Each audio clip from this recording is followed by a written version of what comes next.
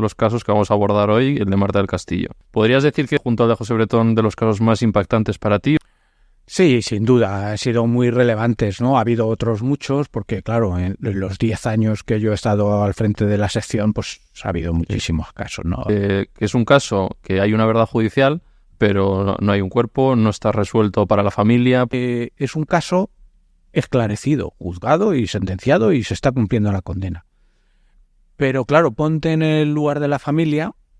Se han hecho 16 años y yo participé en una entrevista que se hizo a ese testigo, ¿Sí? al de la silla, de ruedas. Claro, Yo vi lo que vi, dos jóvenes encapuchados con una silla y un bulto enrollado encima, y luego iban sin el bulto, entrando y saliendo del portal.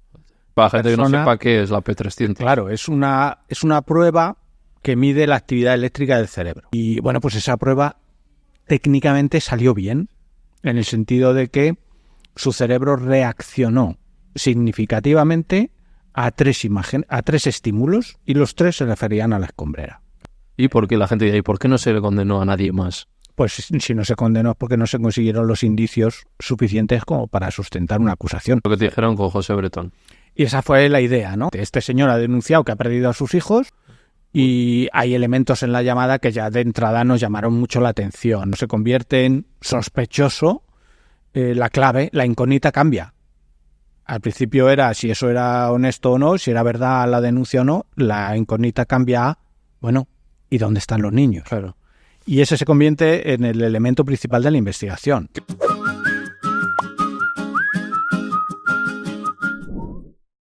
Nuevo episodio de Animales Humanos. Bienvenidos y bienvenidas un día más. Antes de hacer la presentación, tengo aquí una cosa que me ha llegado. La placa de YouTube, la famosa placa de YouTube. Muchísimas gracias a los 100.000 suscriptores y a los que no estáis suscritos también. Aprovecho para pediros que os suscribáis, que he visto que solo un 20% de la gente que ve el podcast está suscrita, así que seríamos muchos más.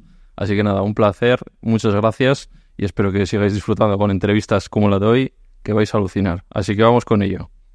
Bueno, el invitado de hoy nos lo ha recomendado una invitada que os ha gustado mucho, que es la gran Paz Velasco. Y obviamente vamos a seguir con el True Crime en este podcast y he traído a una persona que nos lo ha recomendado tanto, nos dijo, tenéis que traer a Juan Enrique Soto porque es analista de la conducta criminal, ¿no? Si no me equivoco. Sí. Profesor de la Universidad Internacional de La Rioja y psicólogo. Nos va a contar más qué papel ha tenido él en dos de los casos más conocidos en la historia de España, que son el caso de Marta del Castillo y el caso de José Bretón. Nos va a explicar, pues, lo primero, él ha estado con los condenados, con alguno de ellos, analizado la conducta criminal y nos contará un poco en qué se basa, qué es esto del análisis de la conducta, cuál es su función de todo esto. Me parece muy interesante, así que es un pedazo de placer tener hoy aquí Juan Enrique Soto. Muchas gracias, Ibai, encantado. ¿Qué tal está, lo primero? Muy bien, muy bien. ¿Estás bien? Fenomenal. ¿Cómo es esto del análisis de la conducta? A ver, necesitamos... ¿Cuántos podcasts quieres? ¿De cuántos dispones? Bueno, a ver, voy a intentar ser lo más concreto posible. Partimos de una premisa. La investigación tradicional policial de los casos graves, homicidios, funciona muy bien. Es decir, casi 9 de cada 10 homicidios en este país se resuelven. Eso quiere decir que las herramientas tradicionales funcionan muy bien. Es decir, la investigación judicial, todo lo que tiene que ver con criminalística, que lo llamamos pericia científica, funciona muy bien. Pero claro, si digo que hay un 86% de esclarecimiento, hay un 14% que no. Entonces, eso quiere decir que la investigación tradicional no es suficiente en todos los casos. Eso implica que necesitamos otras herramientas, otros puntos de vista, ¿no? Okay. Pues uno de esos puntos de vista es el análisis de conducta, que lo que viene a hacer es, al contrario que la investigación tradicional, donde lo fundamental es el indicio físico, porque además es el que se convertirá en prueba durante el juicio oral, el análisis de conducta se centra en los comportamientos. Trata de analizar cada una, primero las trata de detectar, y luego cuando las ha detectado las analiza. Cada una de las acciones que se han cometido, fundamentalmente por el agresor y la reacción de la víctima, para de ese modo acabar entendiendo por qué el agresor ha hecho lo que ha hecho, cuáles han sido sus tomas de decisión. Y eso, curiosamente, nos puede llegar a establecer vías de investigación para que el investigador consiga encontrar indicios físicos que con la búsqueda tradicional se le habían pasado por una ayuda al final. Por supuesto, aquí ninguno es mejor que el otro, es cuestión de sumar herramientas y de confluir en un mismo objetivo. Y es un grupo que creaste tú, ¿no? Porque tú estudiaste psicología, ¿no? Ahora os vas a contar un poco, estudias psicología, entras en la policía y creas tú este grupo, ¿no? Porque no estaba antes. No existía. También es verdad que cuando yo entré en la policía, estamos hablando de los años 90, sí. Esto no existía como tal. El FBI tenía ahí su cosa montada, pero no se le conocía mucho, ¿no? Todavía no había dado ese boom. Como digo siempre, no habían echado Mindhunter todavía en la tele, ¿no? Y el hecho de haber sido psicólogo cuando entré en la policía y desde el primer destino estar investigando homicidios, pues me permitió esa confluencia, pero muy intuitiva. Obviamente no había metodología hecha ni siquiera tenía a quién recurrir. Sí. Todo era autodidacta, pero tenía la gran ventaja de que yo tenía los casos, claro. Con lo cual aprendía. Solamente investigando aprendía. O sea, ¿te pusieron homicidios nada más entrar? Sí, directamente. Wow. Esa fue mi suerte. Bueno, hay un poco de truco. Claro. Hay un poco de truco porque en aquellos años el servicio de atención a la mujer estaba dentro de homicidios. Entonces debieron pensar que el psicólogo vendría muy bien en el servicio de atención a la mujer. Pero claro, yo me encontré con los homicidios. Sí. Y eso fue el inicio. Y entonces ese aprendizaje y un periplo más o menos sinuoso me lleva al 2010, que ahí sí coincido con una comisaria que quiere poner en marcha una sección de este tipo y al conocernos, pues como no encontraba a nadie con el perfil adecuado, pues dijo, esta es la mía, ¿no? Y entonces, pues, una feliz coincidencia. Sí. Pero bueno, en realidad me tocó ponerla en marcha, ¿no? Ahora estás me has dicho, en segunda actividad, ya estás retirado, ¿no? Sí, en el año 2022 pasé a lo que se llama segunda actividad, que dejas el servicio activo, sigues siendo policía, pero ya no. Ahora estás centrado en las clases, ¿no? Eso. La divulgación también. Llega uno a una edad y dice, ahora lo que toca es compartir, enseñar, ¿no? Y entonces justo coincidió que pasaba a la segunda actividad con que la UNIR, la Universidad Internacional de La Rioja, me ofreció coordinar un máster en investigación criminal. Vale. Así que todo perfecto. ¿Y estás contento con el máster? No, muy a gusto, sí. Porque además tuve la fortuna de colaborar en el diseño, con lo cual ese máster está lleno de lo que he realizado durante 30 años. Claro, está el dedillo hecho por ti, ¿no? Está ideal. Es una plantilla específica para mí, ¿no? Vale, pues traje a medida. Nos has hablado del 2010, que creas esa unidad, y es justo en el 2009, si no me equivoco, cuando pasa uno de los casos que vamos a abordar hoy, el de Marta del Castillo. Correcto. Que ha hecho justo ahora 16 años. Pasó el 24 de enero de 2009 y hemos hecho ahora 16 años de ese caso. Sí. ¿Podrías decir que es ese junto al de José Bretón de los casos más impactantes para ti o has tenido...? Sí, sin duda, han sido muy relevantes, ¿no? Ha habido otros muchos, porque claro, en los 10 años que yo he estado al frente de la sección, pues ha habido muchísimos casos, ¿no? Docenas y docenas de casos. Pero es verdad que mediáticamente han sido dos de los más potentes. Hay alguno más, pero estos son de los más... Al final se juega ahí con la presión que hay de los medios y entiendo que eso también nos repercute. Claro. Por un lado viene bien, sí, porque... te hace espabilar. Sí, pero sobre todo por el lado del investigador. El hecho de que haya mucha presión le obliga a buscar todas las herramientas posibles, ¿no? A lo mejor si lo tienen claro, si no hay tanta presión, pues no lo creen necesario y van tirando con lo que tienen, claro, que no es poco, ¿no? Pero al haber más presión, obviamente, claro, pues buscan. Eso siempre lo hablamos aquí, pero justo hoy que te tenemos a ti, porque siempre decimos, no sé si la presión favorece, perjudica, o en el caso de Svanikov me decía... Paz, me decía, necesitaban a alguien, entonces se apresuraron y entonces llevas a cabo al final malas investigaciones. No sé si es favorable o... No, a ver, es lógico, ¿no? Trabajar bajo presión a nadie le va bien, es obvio, ¿no? Digamos que nos encontramos con intereses contrapuestos. A los medios de comunicación les interesa la noticia actual, cuanto más actual, más interesante, más atrae. Y al mismo tiempo a los investigadores la discreción es lo que mejor les viene para investigar, ¿no? Entonces ahí hay un choque de intereses y se lleva lo mejor que se puede, ¿no?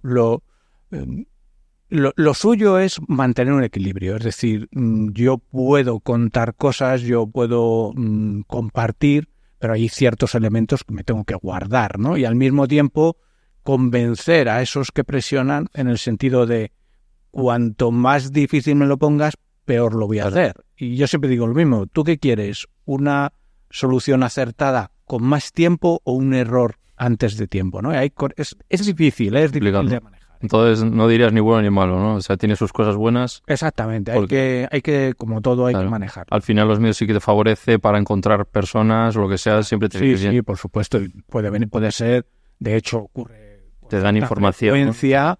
Solicitan la colaboración ciudadana, en muchos casos es la solución. Sí. Vale, pues vamos a centrarnos en este caso, si te parece. Luego vamos a hablar de tu libro también.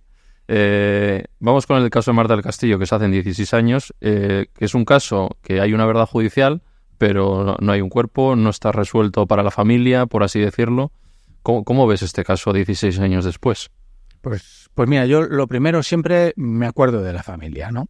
Porque, por ejemplo, esto tú lo acabas de decir, ¿no? Hay una verdad judicial, de hecho hay lo puedes decir así, sin asesino. El asesino está cumpliendo condena, y además es una condena importante, en prisión, ¿no? 2030 sale.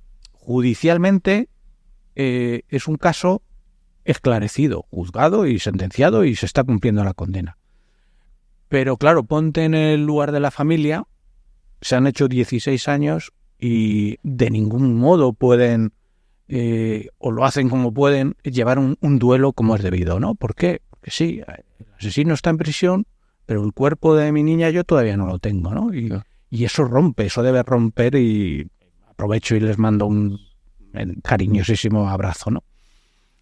Pero evidentemente hay una laguna que resolver, ¿no? Yo me acuerdo que en su día incluso la propia policía, algún mando o alguien representativo mencionó que se tomaba la búsqueda del cuerpo como una deuda pendiente, ¿no? Y a mí me consta que es así, ¿no? Y, hombre, yo ya no estoy en contacto directo con los compañeros, ¿no? Pero estoy seguro de que se siguen haciendo gestiones para localizar el cuerpo. Tampoco voy a decir nada que descubra nada especial. Cuanto más tiempo pasa, más complicado es. Sí. Es evidente. Siempre jugáis contra el tiempo. Todos los casos criminales es así. Cuanto el tiempo que pasa es la verdad que huye, ¿no? Es un refrán que se suele emplear bastante, ¿no? Y este es un caso prototipo en ese sentido. Y 16 años después, que todavía la gente se pregunta cómo es posible, ¿no? Que no se haya dado con el cuerpo. Para la gente que no sepa también, si quieres poner un poco en contexto, porque bueno, está viendo gente de Latinoamérica que no conoce el caso, en resumen, ¿qué pasó ahí? Era una muchacha de 17 años, creo que tenía entonces, con su noviete, este sí que era mayor de edad. Sí, 18, recién cumplido. Efectivamente. Y en un momento dado, pues en la casa del novio sucede algo y ella muere, la matan. Sí. Y bueno, luego además a este se le condena, además muy bien condenado, por su asesinato, ¿no? Sí. Pero se deshace del cuerpo. Siempre se ha pensado que él solo no ha podido hacerlo, pero se llegó a juzgar a otras personas y las... Tenéis un documental muy bueno en Netflix sobre el caso, ¿Dónde está Marta? Se llama. Yo creo que la complejidad de este caso es que entran muchas versiones ahí, ¿no? Es como, se sabe, está comprobado que ella fue con él a casa, lo que pasa es que en esa casa no sabe cuántas personas estaban, porque se juzgó al hermano y a la novia del hermano también. Y a 2 amigos. Y luego 2 amigos, que se dice, bueno, en principio ellos mismos dicen que fueron ahí, y empiezan a dar muchas versiones. Es un lío de versiones, claro. que ahí es donde entra gente como nuestro invitado hoy, donde yo creo que te llamaron y te dijeron, haznos aquí un perfil porque no estamos entendiendo, cada uno está diciendo una cosa. Claro, pero ahí está quizá el enfoque, ¿no? Si lo tomamos todo en conjunto y pensamos muchas versiones, parece como que es expreso deseo de manipular, de engañar, Claro. porque lo tomamos en conjunto, Claro. y no lo podemos, y está bien, ¿no? Lógicamente es correcto. Lo que nosotros tenemos que hacer es analizar cada versión en su momento, porque no son todas a la vez. Hay una progresión y hay un contexto, que además es un contexto que va cambiando, ¿no? Claro, cuando se llevan bien, cuando no se llevan bien entre ellos. Exactamente, o cuando puede avanzar por un lado la investigación, como puede ser el juicio. Claro. Por poner un ejemplo, una de las versiones de repente cambia e introducen una A la agresión sexual. Claro. Y dices tú, ya otra vez están cambiando. No, Era para está evitar el intencionado. jurado. Exactamente, tiene una motivación, Mm. evitar un juicio con jurado. Luego ya eso, pum, Claro. se descarta. Y él mismo afirmó que había mentido y que estaba enfadado con el menor, que uno de sus amigos, porque le había incriminado a su hermano. Entonces dijo, pues yo te voy a incriminar con... Exactamente. Esa es la dinámica, ¿no? Claro. Y eso es lo que hacemos los analistas de conducta. Porque tratamos de asociar cada comportamiento concreto con una motivación en función de ese contexto. Claro. Y así sí que vas teniendo una idea diferente. O sea, no es que en realidad quieran tomar el pelo. Que hay un a la pacto sociedad entre ellos, ¿no? Que o siempre algo así, ¿no? se ponen comentarios, ¿no? ¿Cómo puede ser que estos chavales de 16 y 18 años se hayan reído de la policía, ¿no? Claro, pues no es tan así. Claro. Ha sido un cúmulo, yo creo que de situaciones, ¿no? Claro, si miras hacia atrás, llevamos, pues eso, 16 años acumulando todo tipo de información. Claro. Pues claro, si lo miras todo en bruto, dices, esto es un galimatías, esto no hay quien lo entienda, esto... Claro, es que tú ves el documental y te vuelves loco y dices, Claro. ¿esto Y sin embargo, si vas pasó? momento a momento, todo tiene sentido. ¿Y vosotros O menos algo más. le dais más valor a las versiones iniciales siempre? No, intentas, da igual si son iniciales o no, lo importante es ver qué se dice, cómo se dice y contrastarlo con los elementos objetivos que en ese momento haya. Y Te permite ir descartando algunas cosas de cada una de las declaraciones y admitiendo otras. Porque eso es lo complicado, porque una mentira, absolutamente mentira, es fácil de detectar. Pero una mentira que tiene elementos de verdad ya se complica mucho. ¿Y cuándo entraste tú ahí? ¿En qué momento te llaman y te dicen...? Pues, fíjate, la sección se crea en el 2010, con lo cual ya llevaba un año, y ya no entramos en la investigación. La investigación ya estaba cerrada. Entonces, volvemos al galimatías, ¿no?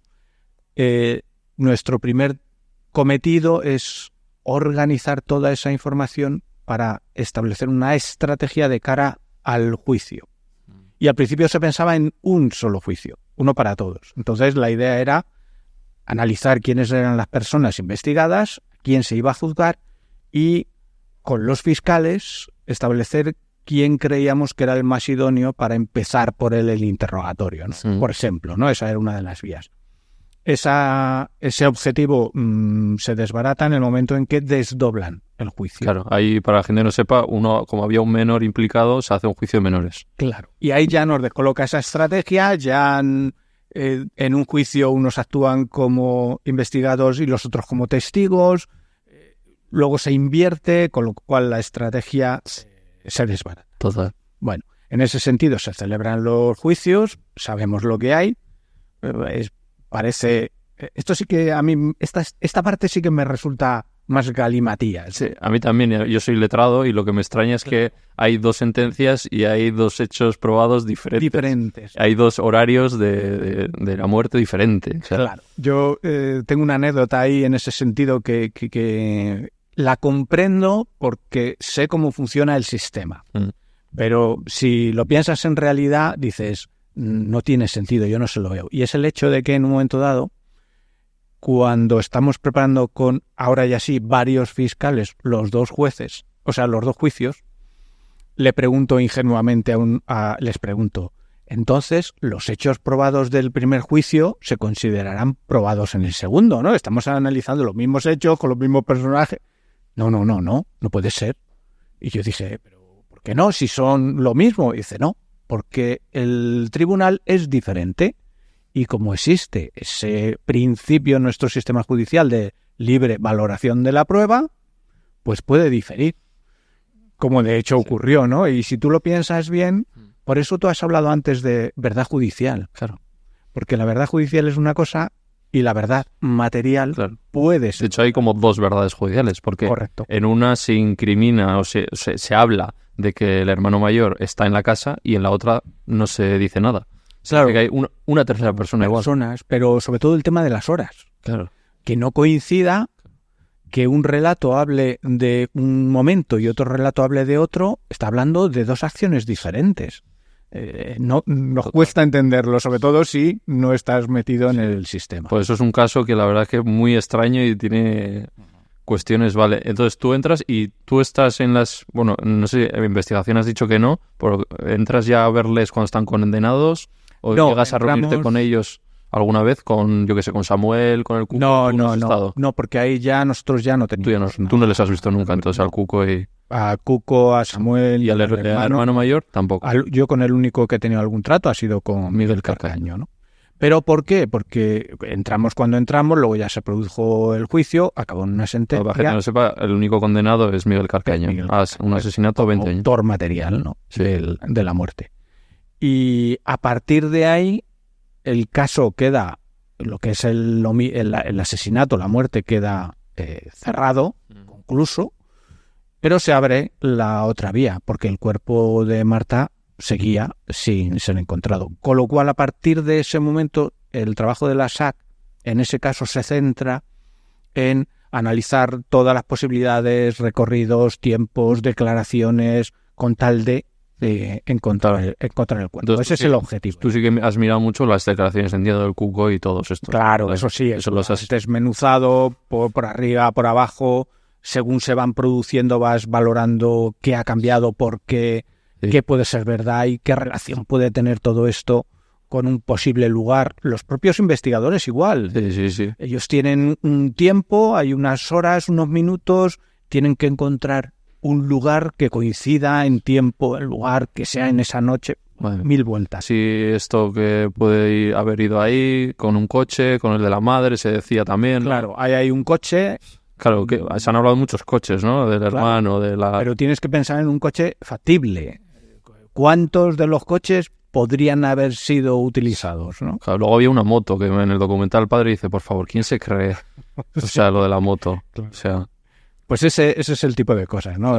Moto, descartado. Los vehículos, ¿qué vehículos pueden ser? Pues solo tenemos uno por el lado del Cuco y otro por el lado del hermano. Sí. Teniendo en cuenta que a lo mejor creo recordar que el hermano ni siquiera tenía carnet de conducir. Sí. Es algo que me viene ahora así de memoria. Es decir, con todo eso vas jugando. Que tampoco tenían mucho tiempo. Fueron solo unas horas. Eso es lo que... hasta cuán lejos podían haber ido en esas circunstancias en plena noche sin ser detectados, sin dejar algún tipo de... Claro, es que esto pasa a las 8, la hora de la muerte más o menos se fecha a 8:30, porque es cuando ya no responde. La tarde, sí. Cuando le cuelgan las llamadas que le está haciendo alguna amiga, y hay alguien que está colgando. La hora más cierta viene a ser las 9:15. Ah, sí, 9:15. Y el padre ya se presenta sobre las 11:30, 12, y ya empieza a llamar a las persianas. Luego vuelven como a las 2. A Miguel un testigo le ve con un carrito o con una silla de ruedas a las 2 también. Sí, 1:00 y pico. Claro, y a esos testigos vosotros les disteis veracidad también. Sí, de hecho,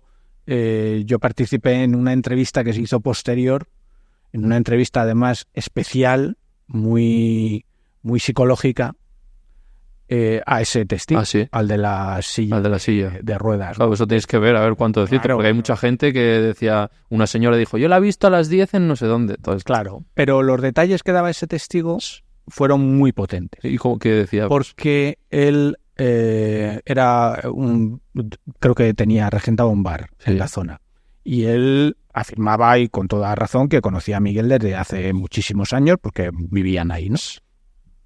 Pero él en ningún momento afirma con certeza que fuera Miguel la persona a la que vio, ¿no? Él veía 2 personas, él decía, sí, podrían ser.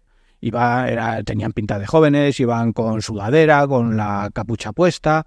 Dice, pudiera ser porque los conozco, claro, pero en ningún momento confirmo que sean ellos porque no les llegué a ver la cara, ¿no? Ahí ya estamos metiendo a 2 personas. Claro, él mencionaba a 2 personas. Claro. Y llevaban una silla de ruedas con un bulto encima. Además, primero los ve en lo que él iba a tirar la basura, los ve con el bulto y luego los vuelve a ver instantes después con la misma silla de ruedas, pero ya sin bulto. Otra versión era que la tiraron al contenedor, ¿no? Sí, pero eso el testigo en ningún momento lo afirma. Claro. Él Puede ser una alfombra también manchada, ¿no? pudiera ser. O sea, tampoco lo bueno de este testigo es que lo bueno y al mismo tiempo lo malo, ¿no? Que si fuera deshonesto habría sido mucho más preciso. Claro. Sí, era Miguel, llevaban una alfombra y la tiraron en tal sitio. Pero este hombre dudaba de su testimonio. Yo vi lo que vi, 2 jóvenes encapuchados con una silla y un bulto enrollado encima, y luego iban sin el bulto, entrando y saliendo del portal.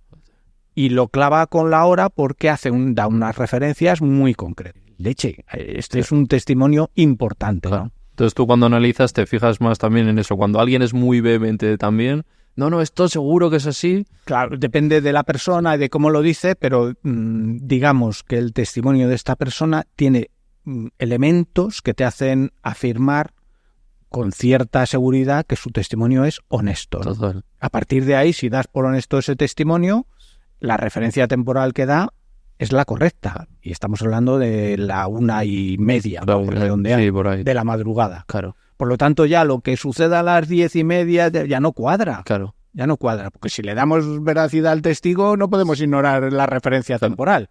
Mientras la novia del hermano decía que ella había estado en casa y que no había nadie, que eso también, el padre había tocado la puerta y tal, y eso era mentira. Claro.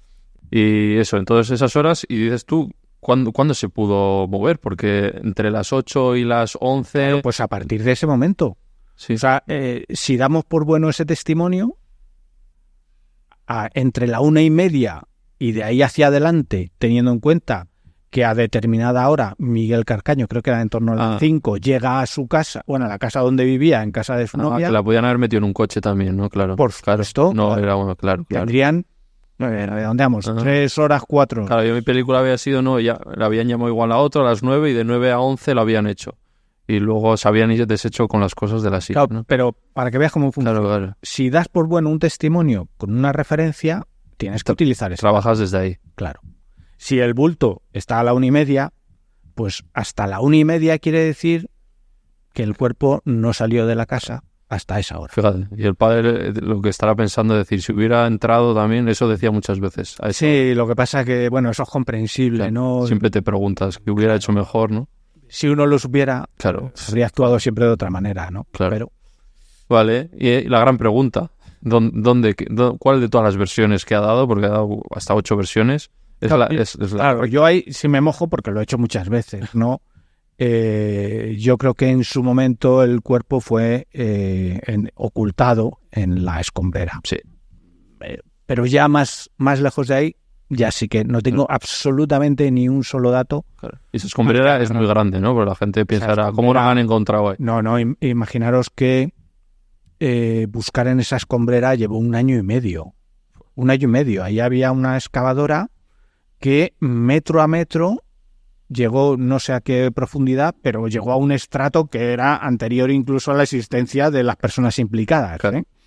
Y ese servicio absolutamente penoso duró 1 año y medio.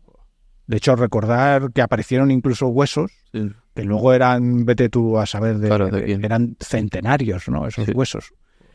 Pero yo siempre he dicho lo mismo, ¿eh? Ese fue un lugar donde estuvo ocultada. Sí. Obviamente, si no se encontró, está en otro lado. Claro. Y eso abre pues nuevas incógnitas. Sí. ¿Cuándo se cambió? ¿Quién lo cambió?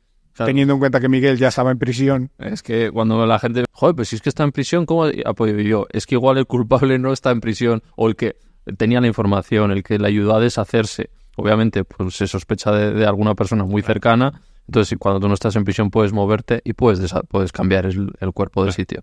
Tener en cuenta que no hay yo creo que no hay ninguna versión medianamente creíble de Carcaño que hable, que diga que él lo hizo solo, deshacerse del cuerpo. Claro. O sea, es obvio que hay alguien más. Claro. ¿Y por qué la gente dice, ¿y por qué no se le condenó a nadie más? Pues si no se condenó es porque no se consiguieron los indicios suficientes como para sustentar una acusación. Tan sencillo como eso. Ya. en la versión de... Es muy importante la persona que tenemos hoy aquí porque formó parte del famoso P300 esto, ¿no? No sé si lo hiciste tú solo, bueno, lo dirigiste. A ver, solo no lo puedo hacer, pero es una prueba técnicamente muy compleja, claro, y la tienen que hacer unos técnicos. sí. Pero el diseño que se le va a enseñar, eso los técnicos no lo saben. Ellos se limitan se limitan nada más y nada menos que a montar toda la parafernalia, que es muy compleja. Al fin y al cabo es hacer un electroencefalograma. Sí, para la gente que no sepa qué es la P300. Claro, es una prueba que mide la actividad eléctrica del cerebro. Y la hipótesis principal es que si tú le muestras a la persona un estímulo, en este caso visual, una imagen, si esa imagen es relevante para esa persona, su cerebro la reconoce, y sabemos que la reconoce porque se dispara una onda eléctrica, la llamamos 300 porque suele ocurrir a los 300 milisegundos de ver el estímulo, de ver la imagen, ¿no? Entonces, los investigadores proporcionan una lista de posibles lugares. Esa lista se prepara para ser mostrada. ¿Qué imagen de cada uno de esos sitios? ¿Cómo definimos cada uno de esos lugares, ¿no? Y eso se convierte en una serie de PowerPoint que se le van a enseñar al individuo, mientras tiene los sensores puestos en la cabeza. Entonces, el individuo, en este caso Calcaño, solo tiene que mirar una pantalla y van sucediéndose las imágenes. Hay imágenes de sitios donde pudiera estar y hay otras imágenes de control, digamos, que son sitios que sabemos que no ha estado, sí, ¿no? Y de ese modo permite discriminar en un momento dado. Y bueno, pues esa prueba técnicamente salió bien, en el sentido de que su cerebro reaccionó significativamente a tres estímulos, y los tres se referían a la escombrera. Por eso tú dices que esa claro, es la prueba mayor, ¿no? Además, lo cuento muchas veces, solo yo conocía el orden en el que se iban a mostrar los lugares. Cuando se empezó a depurar el electroencefalograma de cada una de las series, en la primera de ellas, que yo había puesto ya la escombrera, apareció una onda P300 fantástica, espectacular. Sí. El neurólogo, cuando la vio, dijo, ¡ay, va! Es preciosa, ¿no? Pero él no sabía qué lugar. Claro. Y la investigadora del caso me lo debió ver en la cara, porque vino y me preguntó enseguida, ¿qué es eso, Juan? ¿Qué es eso? Y yo le dije, eso es bueno. Y con las mismas se fue a la habitación donde estaba Calcaño, donde le estaban quitando los sensores, y le preguntó. Le dijo, la máquina ya me lo ha dicho, ahora quiero que me lo digas tú. Y de todas las posibilidades, Calcaño mencionó la escombrera. La escombrera de camas, ¿no? La escombrera de camas, con lo cual él podía haber dicho 17 sitios distintos, dijo ese, cosa que ya la máquina nos estaba diciendo que su cerebro, la había marcado. Esto pensar que ellos toman esta decisión porque llevaban ya muchos años, él había dado muchísimas versiones y era un poco, tomasteis esto ya como la desesperada, un poco, ¿no? Al final vas utilizando, en cuanto conoces una herramienta que se puede utilizar, dices, vamos a ver si la aplicamos. Sí. ¿Y él estuvo a favor de la...? Sí, totalmente. ¿Cooperó? Sí, completamente, absolutamente, sí. Pero bueno, le podía haber dicho, bueno, pues dilo antes, ¿no? Para no hacer la prueba. Pues esa es una de las preguntas que uno se hace constantemente, ¿no? Claro. Y yo creo que al fin y al cabo esa es la razón principal por la que él sigue en prisión y no accede a beneficios. Bueno, la realidad es que el cuerpo no ha aparecido. Claro. Pero claro, él dirá también, es que yo os he dicho, pues si alguien lo ha movido, ¿no? Ya, pero judicialmente tú sabes que él está en prisión por matar.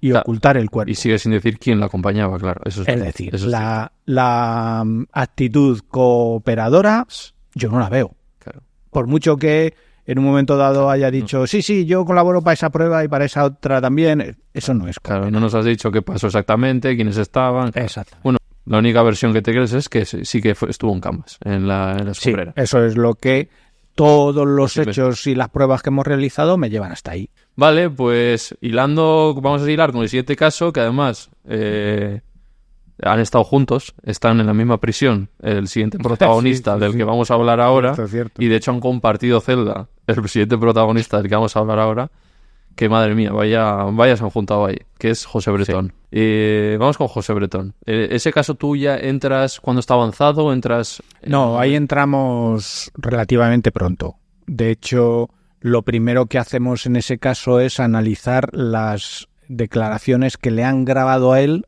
en el juzgado. O sea, en plena investigación. Sí. Bueno, entonces ya reciente. Sí, no sé, es la referencia temporal, pero en pleno comienzo de la investigación. ¿Y cómo es, para la gente que se haga una idea, cómo es ese trabajo desde tu esto personal? Llegas ahí y te dicen, tienes que analizar este perfil, tienes que ayudarnos, ¿cómo qué? No, ahí... Claro, esto lleva a veces a mucho engaño, ¿no? A confusión. Una cosa es el perfil de una persona en concreto, ¿no? Y otra cosa es el análisis de conducta de un caso. Que yo como perfilador le diga al investigador que buscan a una persona con rasgos psicopáticos, con una necesidad de poder, eso no sirve de nada. No sirve de nada al investigador, porque el investigador dice, vale, ¿y dónde busco yo a alguien con un deseo de venganza, de poder o con un nivel de neuroticismo X? Sí. Eso no tiene sentido, ¿no? Y otra cosa es el análisis de conducta, que dice, después de analizar cómo actúa este hombre, cómo realiza su declaración, qué elementos incluye, cuáles parece que omite, cuál es su relato, yo te puedo decir a ti, investigador, en qué lugar deberías buscar. Ajá. Es decir, lo que sugerimos son acciones concretas. Es preguntar, ¿no? También. O preguntas, ¿no? Si nosotros incluso nos encontramos una laguna en la investigación, el analista no es investigador, pero como está con el investigador le dice, oye, sería muy conveniente dar respuesta a esto. Claro. ¿Cuál era el tiempo climatológico entre las 11 y la 1 de ese día? Claro. Porque a lo mejor eso me lleva a qué tipo de transporte o por dónde pudo dejar una huella, etc. Eso son muchas cosas, ¿eh? Pero eso es lo que el investigador necesita. De hecho, el investigador cuando llama a análisis de conducta no le dice, decidme a quién tengo que buscar. Dice, dime qué puedo hacer para hacer avanzar mi investigación. Eso es lo que te dijeron con José Bretón. Y esa fue la idea, ¿no? En un momento dado, la gente que no sepa, él llama que han desaparecido sus dos hijos. Y ahí empieza una investigación, ¿no?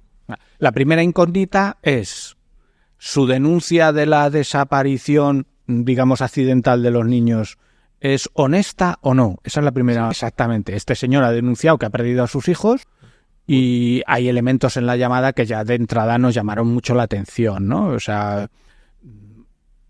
obviamente había un nerviosismo, lógicamente, estaba hablando con la policía. Ahora sabemos que siendo el autor, exponerte te pone muy nervioso, pero llega un momento en que las emociones que él muestra, no son las que deberíamos esperar en alguien que ha perdido realmente a sus hijos. La llamada y yo estaría... Llega un momento en que se cabrea hasta con el operario porque no le está haciendo las preguntas que él espera que le hagan como padre que ha perdido a los niños, ¿no? Es decir, ¿tú solo viste en la primera escucha que hiciste? Sí, eso ya lo vi. En su primera llamada, en la llamada que hace, que además está bien porque es una llamada muy larga, normalmente duran menos, pero esta es muy larga porque el operario hace muchas preguntas y eso, cuantas más larga, más elementos tiene. Sí, más posibilidades de fallo. Claro, o sea, él asumimos que una parte se la prepara antes de llamar. Obviamente va a exponerse y tiene que pensar, a ver, ¿qué digo yo a la policía que suene verídico? Sí. Y entonces se organiza el discurso. Pero claro, cuando se encuentra con que le empiezan a hacer preguntas que él no se espera y que aquello se alarga, todo lo preparado ya no le sirve. Y entonces tiene que ir improvisando. Y eso le genera cierto malestar, cierta inquietud, se cabrea. Y son emociones que dices tú, ¿realmente un padre que ha perdido a los niños en el parque debería reaccionar así, ¿no? No quiere decir automáticamente, digamos, ha matado a los niños seguro, no, sino que decimos, investigador, me da mala espina, hay que investigar más. Y cuando tú llegaste, ya tú te reúnes, entiendo, con los investigadores y te ponen un poco al tanto, ¿no? De cómo ha sido el caso. Claro, eso lo hacemos en todos los casos. Si os reunís todos, ¿no? Y antes de... En lo ideal es, bueno, lo ideal no, trabajas codo con los investigadores, es decir, Ellos están haciendo trabajo de campo y tú en muchos casos lo hacemos con ellos, Sí. ¿vale? De tal manera que compartimos los diferentes puntos de vista. Ellos van obteniendo sus indicios y el analista les va sugiriendo determinadas acciones o determinadas preguntas, depende, ¿no? Sí. Pero se trabaja conjuntamente. Y cuando tú llegaste ya había una idea preconcebida de este hombre algo nos está ocultando. Claro, pero bueno, es verdad que después de esa llamada y determinadas conductas que eran un poco contradictorias, ya los investigadores, sin necesidad de analista de conducta, ya les debió decir, Sí. aquí hay algo raro, ¿no? ¿Tú estuviste en sus declaraciones? No, todas esas las analizamos grabadas. Vale. Eran declaraciones. Vale, o sea, no estuviste en persona con él. No, claro. Vale. De hecho, una vez que eso ocurre relativamente pronto, se convierte en sospechoso, la clave, la incógnita cambia. Al principio era si eso era honesto o no, si era verdad la denuncia o no, la incógnita cambia a, bueno, ¿y dónde están los niños? Claro. Y ese se convierte en el elemento principal de la investigación. Claro. Se complicó, obviamente, por ese fatídico error que todos recordamos, ¿no? Bien temprano se encontraron los restos, pero se confundieron y los tomaron por restos de unos animalillos. Sí. Con lo cual, fíjate la situación que se crea, que estás sospechando de él, no sabes dónde pueden estar los restos o los cuerpos, porque tampoco se pensaba en restos, y ya los tienes. Claro. Y la investigación se alargó durante meses buscando un lugar que, sin embargo, ya habías La gente se preguntaba, registrado. vaya error, también, Entonces, a partir de ahí, el trabajo de conducta se dirige a tratar de averiguar qué lugar puede ser ese, dónde está. Vale, hablando de errores también, ¿crees que también se ha hecho con el caso de Marta del Castillo? ¿Ha habido malas investigaciones? ¿Ha habido...? A ver, lo que pasa es que es difícil centrar un error concreto, ¿no? Por ejemplo, en este caso de Bretón sí, porque es un fallo. Es un error. Si quieres de clarísimo, científico, ¿no? Igual, o de prueba, o yo qué sé, Sí. de análisis. El análisis, pues bueno, pues salió mal. Claro. Ya está. Normalmente no es tan fácil detectar el fallo.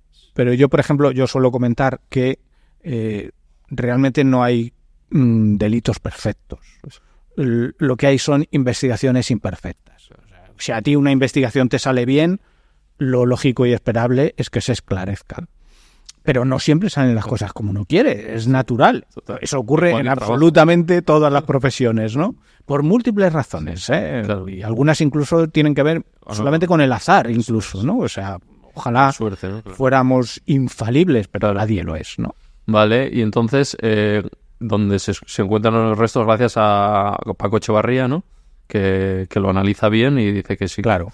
Claro, pero hasta todos esos meses que dices tú, ¿cómo eran esas investigaciones? Claro, pero ¿no? tú imagínate en un momento dado que desde análisis de conducta en un momento dado les dicen, mira, analizando todo lo que se ha dicho, todo lo que se ha hecho, todas las circunstancias previas a la desaparición, la relación con la mujer, los intentos de acercamiento, los fracasos en el acercamiento, etcétera, etcétera, al final la sección le acaba diciendo al investigador, mira, entre el día que su mujer definitivamente dice que se separa hasta el día en el que desaparecen los niños han pasado 2 semanas.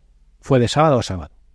Con lo cual le dijimos, el lugar donde Bretón haya pasado más tiempo al margen de sus actividades cotidianas, ese es el lugar donde están los niños.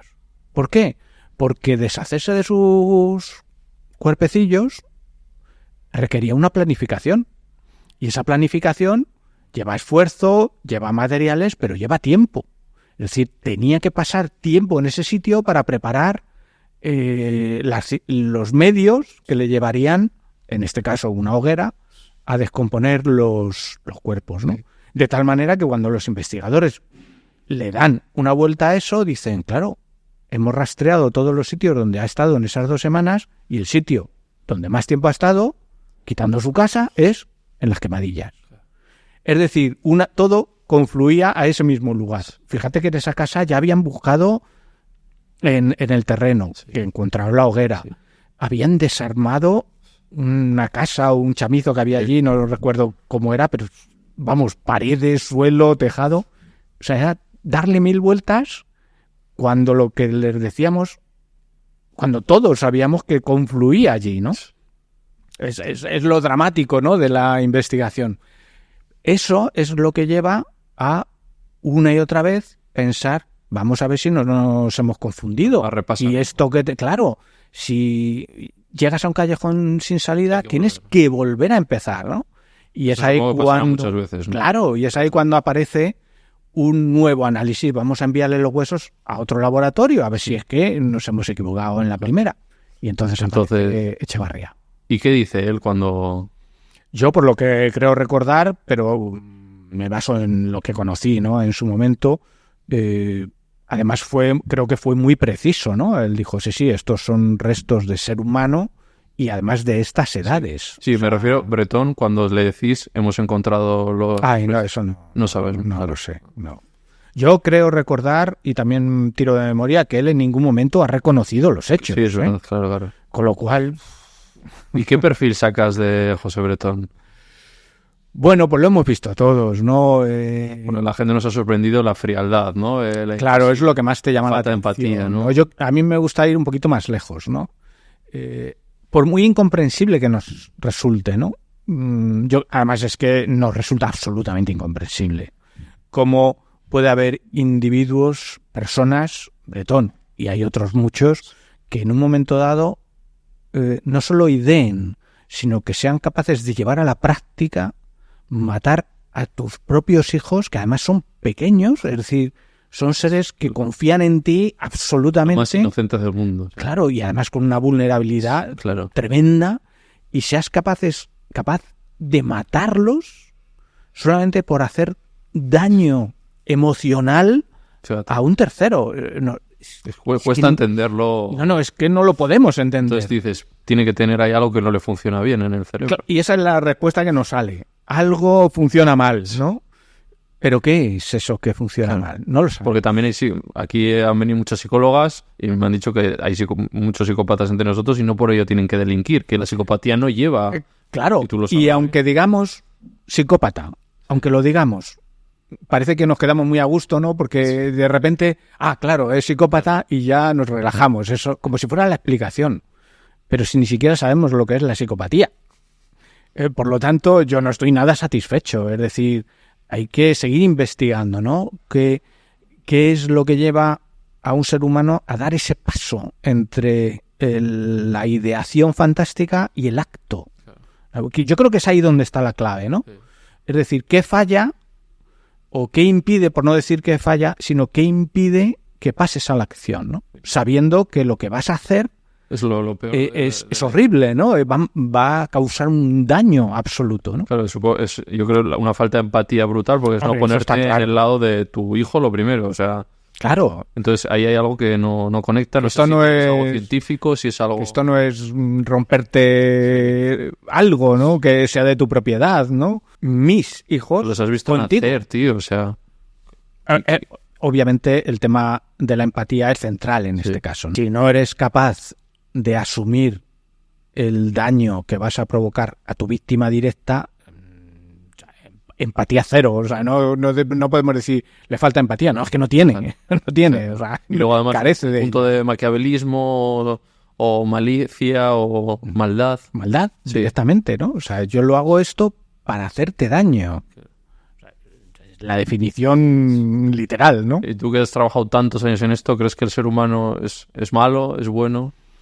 Es una confluencia. Me cuesta, ¿no?, decir esto lo han intentado otros y no han llegado a ningún sitio. Al final Hobbes decía que somos lobos, el hombre es lobo para el hombre, y Rousseau decía todo lo contrario, ¿no? Es decir, ¿quién tiene la razón? Los dos y ninguno, ¿no? Al fin y al cabo somos animales y somos un animal heterótrofo, comemos de todo. Y ahora vamos al súper, pero en su día teníamos que cazarlo, es decir, la inclinación para conseguir los recursos forma parte de nuestra naturaleza. La muerte y tal, lo que pasa es que luego entra la moral, las pero normas somos sociales. animales sociales. Claro. Y sabemos que la cooperación realmente es más beneficiosa que la competición. Claro. Pero falla. Y si hay algo que nos demuestra la vida en sí, es que la naturaleza es muy diversa. Y hay de todos. Sí. Tan sencillo, tan complicado como eso, ¿no? Y tú estás en análisis de la conducta. ¿En qué te fijas la gente para que sepa? ¿Hay algo, conductas, te refieres a lo no verbal? En Bretón le investigabas cómo se movía, qué gestos hacía. Claro, es todo. No lo puedes separar. Porque si él hablaba así, por ejemplo, ¿qué sacaba? Claro, la inexpresividad supone, entre otras muchas cosas, que el aspecto emocional está muy limitado. Constant, tú y yo en esta breve charla hemos cambiado de expresión facial un montón de veces, y además ha ido acorde con aquello de lo que hablábamos.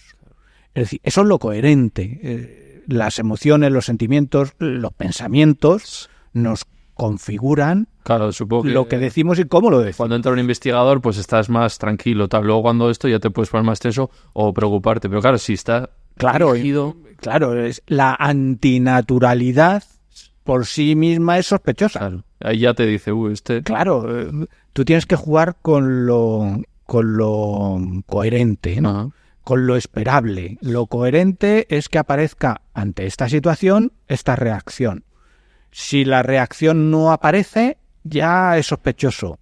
Y si aparece, lo que tienes que analizar es si es natural o no lo es, porque a lo mejor es una impostura, es una falsedad. Claro, ¿tú cómo distingues cuando alguien tiene un guión preparado? Lo hablábamos con el caso de Maje, de Rosa Peral. En el caso de Rosa Peral, Claro, me decía, sigue diciendo exactamente lo mismo. Yo le decía, ¿y eso qué indica? Claro. Y me decía, puede ser un guión. Sí, pero claro, ahí entramos con la palabra mágica en psicología, que es depende, ¿no? Esa te resuelve todas las dudas y no te resuelve ninguna, ¿no? No hay una norma escrita, ¿no? De cuando un investigador dice algo exacto. El secreto está en el individuo. Es decir, tú imagínate, como policía, no es lo mismo interrogar a un sospechoso de un caso único, que parece que es la primera vez que lo comete, a un individuo que ha sido detenido ya 30 veces. Que tiene su experiencia y sus conocimientos van a condicionar su interrogatorio. Por lo tanto, se le va a dar mucho mejor que a un novato. Pero te puedes encontrar con un novato que por su propia naturaleza es muy bueno transmitiendo el mensaje que quiere transmitir. Tienes que jugar con muchas cosas. Claro, otros no tienen ninguna, y no por eso es... Porque con Dolores Vázquez se hizo un perfil que se hablaba, es que tiene un perfil sospechoso, no sé cómo se decía. Bueno, ¿no? A mí eso siempre me ha resultado muy desde la intrigante. Se le decía. Sí. Y Paz me decía, ¿pero qué es? ¿Que es seria? ¿Que es...? Claro. Pero es natural. O sea, siempre ha sido así. Claro. Lo que nos encantaría como seres humanos es que el malvado o malvada llevara un cartel en la frente, ¿no? Soy malvado o soy malvada. Y quizá lo más desconcertante del mal sea precisamente eso. Que no te lo esperes. Que no tiene un rostro, ¿no? Entonces puede ser cualquiera y eso ya te desconcierta y te descoloca. Si puede ser cualquiera, no me puedo fiar, debo confiar, no debo confiar. Nos trastoca como seres sociales, porque nos basamos en lo prosocial, ¿no? Es decir, yo espero de ti lo mejor, no espero que de repente cojas ese micrófono y me abras la cabeza a golpes. No es lo esperable, ¿no? Quizá por eso es tan incomprensible. Y si tiembla o así también, por ejemplo... Ya, pero si estás nervioso, tiemblas. Claro. Yo siempre digo lo no mismo. Es malo. Claro, ni malo ni bueno. Es que se ha rascado la mejilla. Pues es que le pica. Sí. Ya está. No quiere decir que como ha utilizado la mano derecha en la mejilla... Mucho lo de tocarse la nariz, eso es cierto, que decían, en Estados Unidos si te tocas 2 veces la nariz, es sospechoso. Hay cosas culturales. Y seguro que habrá estudios ¿no? que se habrán hecho de... Claro, pero ninguno, en ese sentido, nada es concluido. Claro, no puedes ir a un juicio con la prueba de es que se tocó la nariz. Exactamente, eso sí, no hay un diccionario que diga este gesto significa esto. Eso no existe. Mira, yo ahora mismo estoy rajando aquí y es porque me pica, ya está, no hay más historia. Cada uno tenemos nuestra forma de ser y nuestra forma de expresarnos. Y si quieres averiguar o por lo menos investigar si una persona está siendo honesta o deshonesta, tienes que conocer a esa persona todo lo que puedas. para conocer su propio diccionario, pero el suyo. Y en la medida en que lo conoces, pues puedes lanzar una hipótesis u otra. Sí. Seguro que cuando llegues a casa, las personas con las que conviven te interpretan perfectamente. ¿Por qué? Porque conocen tu diccionario. Claro. Típico de la madre que dice, estás mal, ¿no? Que ya sabe cómo estás. Exactamente, y además, por muy bien que lo quieras esconder, ¡pum!, lo detecta. Es total. Conoce tu diccionario. Eso es. No hemos dicho que fue a la revuelta, estuviste ahí... No sé si hiciste un perfil de broncano. No, bueno, o sí, ¿no? Si quieres saberlo tendrá que invitarme otra vez, que ya veré si vuelvo. Pero te lo pasaste bien. Me lo pasé bien en mi casa viendo la grabación. Sí. Cuando estuve allí no... Hay nervios. No era mi ambiente. Claro, es que No era mi el ambiente. público, todo, ¿no? O Sí, sea, bueno, pero eso yo estoy acostumbrado a hablar en público, Sí. ¿no? El problema es que allí todo iba muy rápido y no había tiempo para pensar. No sé si habrás visto, ¿no? Sí. Y los que nos vean lo verán. Pienso, e incluso tengo esa pausa, ¿no? Antes de responder. Allí no era posible. Mi pausa me la cortaba inmediatamente y me metía, Grison, si no... por ejemplo, ¿no? Pero ¿de dónde me viene esto, no? Era todo imprevisible. Era imprevisible, ¿no? Y eso, pues cuando intentas tener no ya un discurso ordenado, sino explicar de una manera sencilla algo que es complejo, pues complicado. Fue complicado. Te daría unos cuantos chistes, ¿no, Grison? Me supongo, ¿no? Sí. Pero bueno, luego apareció la cantante Bad Gyal, ¿no? Que sí, desde claro. entonces verdad, me Bad conozco Gyal. el nombre. Y bueno, fue muy natural, ¿no? A pesar de... Es lo bueno, creo la esencia de su programa es la naturalidad, ¿no? Sí, salió muy natural, ¿no? Sí. Y apareció el evento ese de que se rascó. Bueno, Sí, me quedó bien, ya está. No le voy a dar más vueltas. Y de broncano entonces no tienes un perfil. Yo podría hacer, me parece un tío muy inteligente, ¿eh? La gente lo menosprecia, pero tiene una rapidez mental. Claro, eso sí, eso es de poca innegable. gente. Que tengas un programa en el que vas a hacer X entrevistas en cada programa que no están diseñadas de antemano y que tienes que cubrir un tiempo y que además tiene que ser atractivo lo que digas, lo que responda el otro, tiene que encajar, son múltiples circunstancias, hay que echarle narices para hacer eso. Ojo. Y tienes que ser muy rápido y estar muy concentrado. Sí, parece todo lo contrario, pero esa es la esencia, que parece todo lo contrario, pero si te lo puedes analizar, dices, ¿cómo mantienes un show de 1 hora haciendo gracia a todo el mundo? Claro, pero tú imagínate lo que es que en un momento dado tú te puedas despistar en tu entrevista. Y aquí lo puedo cortar, y me ha Claro, pasado muchas pero veces. allí no puedes, no te lo puedes permitir. Claro. O sea, tienes que estar al 100% en cada instante para que no se te escape nada y al mismo tiempo ser lo suficientemente hábil para soltar esa frase, ese latigazo que de repente dice, pero ¿cómo se le ha ocurrido esto tan rápido? Tener el control, ¿no? Que el invitado no se le revuelva, siempre estar él ahí, sí. Ahí viene muy bien, efectivamente, el grupo, ¿no? Que tiene, que a mí yo me quedé loco con ellos, o sea, qué gracia tan espontánea, ¿no? O sea, sin saber nada. ¿Cómo le ha dado tiempo a maquinar esto? Ayer también, no sé cómo, fue el astronauta y que estaban hablando del pique con Pablo Motos y tal. Y de repente dice Pablo Motos y el otro dice un pequeño paso para el hombre, un gran paso para Pablo Motos. Pero ¿cómo lo ha ideado en 2 segundos? Bueno, o sea, eso es un don también. Son mentes muy activadas en ese sentido, ¿no? Claro. Vale, y el perfil no te he preguntado de Miguel, porque la gente dice es Maquiavelo, es no, malo, yo creo que volvemos a lo de antes. Cuando lo piensas, cuando lo miras todo en bruto, pues lo interpretas todo en bruto. Sí. Y eso te lleva a pensar que es una mente muy sofisticada, que ha generado algo. No. Un plan, ¿no? Que ha trazado un plan. Si tú vas momento a momento, te das cuenta de que es justo todo lo contrario. Ha ido reaccionando según llegaban las cosas. Para futuro, ¿cómo ves que va a evolucionar tu grupo? Bueno, para empezar, sé que ha evolucionado en el sentido de que son muchos más de los que éramos cuando yo estaba. Sí. Eso quiere decir que es una sección claramente asentada y eso quiere decir que los investigadores han asumido que realmente les es útil. Con lo cual, a mí, que en cierto modo empecé todo esto, me llena de satisfacción. Es decir, fíjate, con lo que empezamos tan rudimentario y ahora son una docena de analistas con métodos instaurados que sistemáticamente acuden a los hechos, que tienen más trabajo del que pueden asumir. Es fantástico. ¿Y hacia dónde crees que va a evolucionar o qué se va a implementar? ¿Qué mejoras ha habido? Bueno, pues las típicas en todas partes, ¿no? Yo en su día tuve la oportunidad de crear un método de perfilación criminal, que es el método Vera, que se usa sistemáticamente, y el 2.0 pues vendrá de la inteligencia artificial. Sí, ¿no? Claro, está claro. Lo tecnológico. O sea, y la evolución es que es el concepto en sí, ¿no? Sí.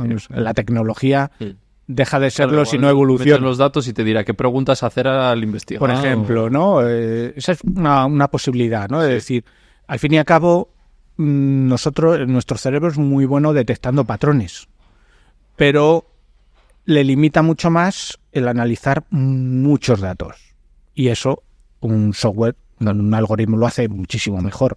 Otra cosa es sacar la hipótesis final, ¿no? Ese proceso lógico, el cerebro humano todavía no ha sido superado, ¿no? Pero en cuanto al manejo de datos, clarísimamente. El ser humano, el criminal, el psicópata, la pregunta, ¿se hace o se nace? No, volvemos a lo de antes. O sea, es una confluencia absoluta y constante entre nuestro bagaje genético. Obviamente todos tenemos unos intervalos. Tenemos una altura, tenemos un color de ojos, un color de piel. Eso es genética. Una predisposición, ¿no? También tenemos una personalidad, unas actitudes incluso a determinados ámbitos, y eso tiene una carga genética. Pero esa carga genética necesita luego de un contexto, de un ambiente que lo estire o lo acorte, que haga que se muestre o que no. Es decir, intentar separar ambas cosas es un error, porque somos la confluencia de todo eso. Tan sencillo. Y eso además es constante. Durante toda nuestra vida nuestras situaciones van cambiando al mismo tiempo que nuestro cuerpo se va desarrollando. Por lo tanto, es imposible separar ambas confluencias. Y tú que has trabajado tantos años en homicidios, ¿cuál dirías que es el mayor motivo o las razones por las que el ser humano mata? Pues depende, ¿no? Pues que se dice, lo primero que es gente cercana, ¿no? El 80-90%... Sí, en principio sí, sobre todo en un país como España, porque esa es otra. El nivel, el entorno cultural no tiene nada que ver en unos países con otros. Si nos movemos en España, te das cuenta que la mayoría de los homicidios hay una cuestión emocional por medio. Emocional. Y eso implica un vínculo entre víctima y víctima. Ahí os acota mucho el terreno. Claro. Eso os ayuda, porque te vas no tiene nada que ver. En Colombia, que son... Claro, si te vas a un país latinoamericano, pues a lo mejor la cuestión ya no hay vínculo porque es una cuestión económica. Es más difícil. O de crimen organizado. Claro. El vínculo ahí, no hay vínculo, ¿no? Y eso es muchísimo más difícil de investigar. O sea, que dirías que es emocional, ¿no? Paz me decía, se mata por amor y por odio. Pues eso son emociones, ¿no? Efectivamente. Total. Habrá otras que sea por interés económico, ¿no? Obviamente es un motivo. Exactamente. Pero el punto principal, el motivo más frecuente es emocional. Ah, que ha venido eso. Vale, pues antes de ir a las 3 últimas preguntas que hago a todo el mundo, vamos a hablar de tu libro un poco. ¿Cómo se llama? ¿De qué va? Vivir en el asombro. Eso, vivir en el asombro. Sí, y son unas memorias biográficas, profesionales. Memorias biográficas. Sí, casos ahí, ¿no? Claro, digamos que es el recorrido de mi historia profesional desde que entré en la policía hasta que la dejo. Vale. Entonces, ahí pues hablo de los casos, de cómo se ha ido formando toda mi trayectoria, mi experiencia, mis conocimientos en análisis de conducta, cómo se han generado los métodos, la sección, los casos que más me han marcado. Estos dos que hemos hablado están ahí también. Aparecen, tienen su capítulo. Es decir, es no solo lo que uno pueda delegar una vez que lo ha dejado, sino explicar cómo llegué o cómo he llegado o cómo se ha conseguido dejar todo esto, ¿no? Sí. Para que los que vengan detrás, pues si les es útil, lo utilicen, ¿no? Pues está en librerías. Sí, en cualquier sitio. ¿no? Vale. Antes de las 3 últimas preguntas, elige un emoji para los que han llegado hasta este final de la entrevista, un emoji para que lo pongan en comentarios. ¿Cuál eliges? ¿Cuál te gusta? ¿Cuál usas en WhatsApp? Yo uso mucho el del guiño. El guiño, ¿no? Sí. Vale, pues si habéis llegado hasta aquí, guiño, guiño. y comentarios buenísimos que seguro que los pondréis hacia Juan Enrique. 3 últimas. Música y serie favorita, breves. Música, sí, soy mucho de música instrumental contemporánea, fundamentalmente bandas sonoras. Ah, vale, te gustan los bandas. Pero bandas sonoras compuestas expresamente, no recopilar canciones populares, sino sí. música de especialmente estas, compuesta, ¿no? Sí, no voy a decir nombres porque encima rebusco mucho y quitando a Hans Zimmer, que es una cosa muy comercial, pues no todos lo son, ¿no? Vale, ¿y serie favorita? ¿Algo? ¿Recomiendas alguna seguro de...? Hay muchas. Mindhunter, ¿no? Mindhunter.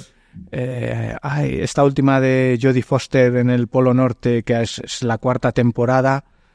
Cada temporada es diferente. No sé es que se me olvidan los títulos. ¿Y te gusta tú, además, hay gente que igual dice, prefiero ver de otra cosa que no tenga que ver con mi trabajo? ¿Tú te gustan las series relacionadas con crímenes o...? No, sí que las veo, pero no es mi género preferido. No, ¿eh? Tú no eres de True Crime ahí aficionado. No especialmente, no. ¿Sí?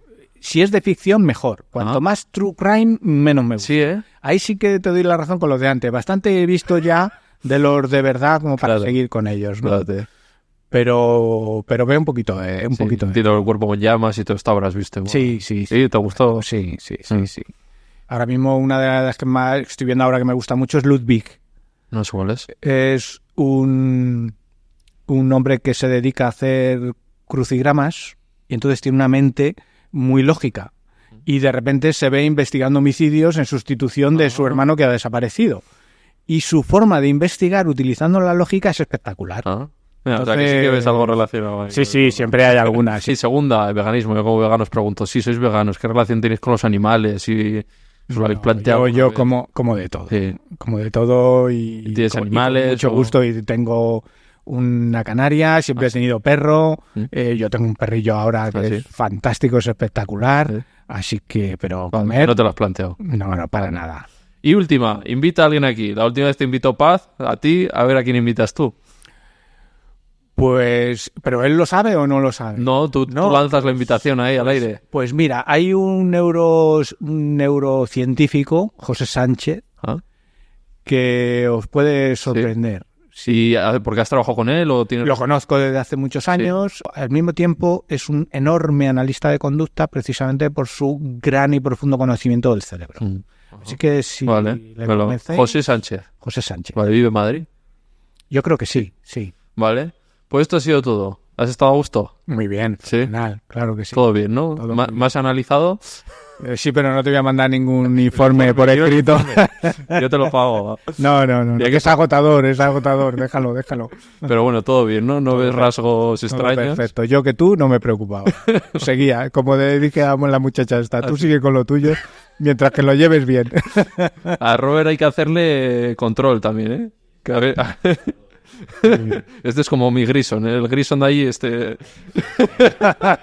Pero yo no le he oído. No ha dicho nada. Se me ha callado todo. Lo ha pensado, pero no lo ha dicho. Bueno, que ha sido un pedazo de placer. Igualmente.